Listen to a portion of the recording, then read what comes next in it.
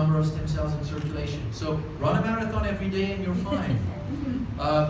Good sleep will support the ability of stem cells to migrate in the brain and repair the brain.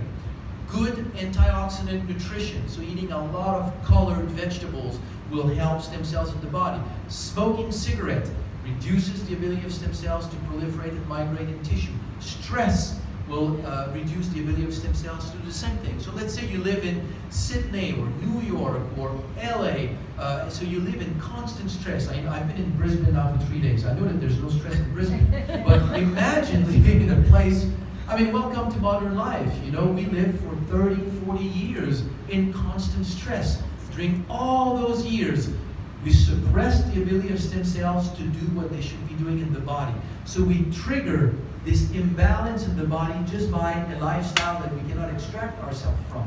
So manage stress. There's a lot of things we can do, but if we want to help the body release stem cells, this is where Revitablu comes into play. So go back at the very beginning, so we are in the early 2000s. I received this article, the title of it was Turning Blood into Brain. I mentioned that before, right?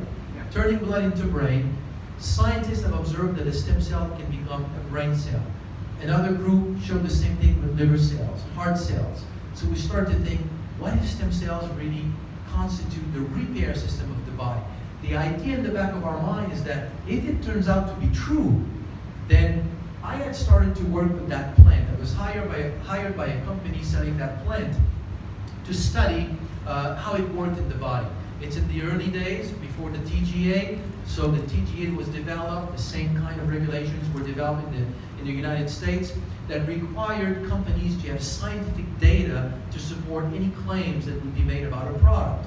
So I started to study this product. The main claims were benefits on inflammation, on the immune system, and on the mind. It gave a sense of concentration, a sense of mood elevation, a sense of mental clarity.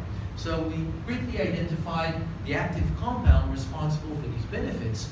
But as we were doing these works, we've got people who reported cases like this little girl that I told you.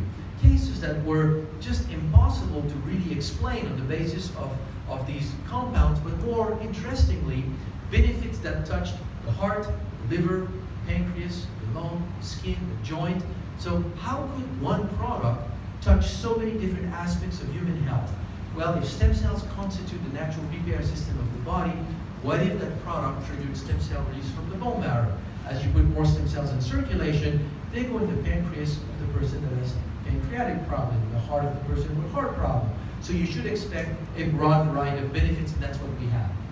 So our hypothesis was, what if that plant triggers stem cell release from the bone marrow?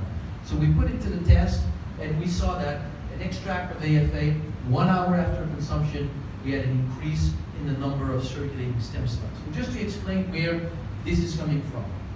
People come in the morning, it took about a year to develop this assay. People come in the morning, they rest for about an hour so that we normalize the blood circulation for everyone. Then we take the first blood sample, then we give them placebo or a test product. Then we take other blood draw an hour, 2 hours, 3 hours later.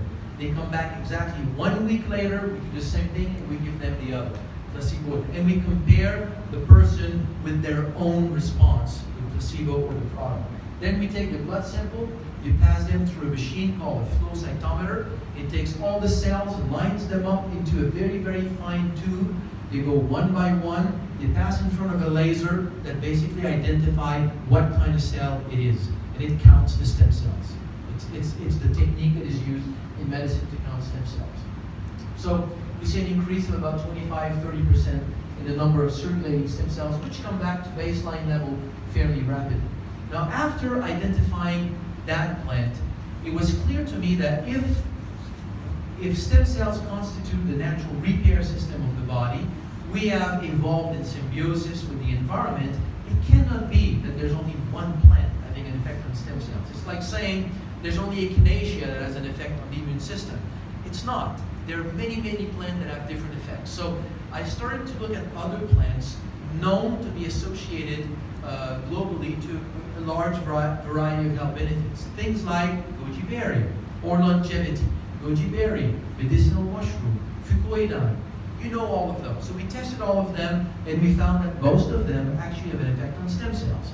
But some of them were more interesting than others. One that was very interesting was sea buckthorn berry.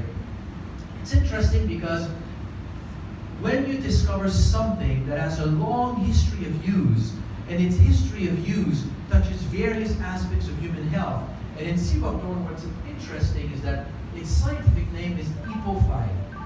In science, if I go back to the previous one, plants are named according to what they look like, their physical characteristics. Aphanius ammonopsis aqua means invisible flower of water. But epophyte means horse light. So it means shining horse. It's Alexander the Great going through his conquest in western China, and at one point he abandoned a herd of horses wounded in battle. He left them to die in a field of sea buckthorn, and when he came back a few weeks later, he saw a herd of vibrant, healthy horses. A healthy horse has a shiny coat. You see a horse with a shiny coat, it's a healthy horse. So the berry got the name Shining Horse. It was then brought to Greece, from there in all Europe, so it spread almost everywhere in the world, but it initially comes from the Tibetan plateau and all this region around the Himalayas.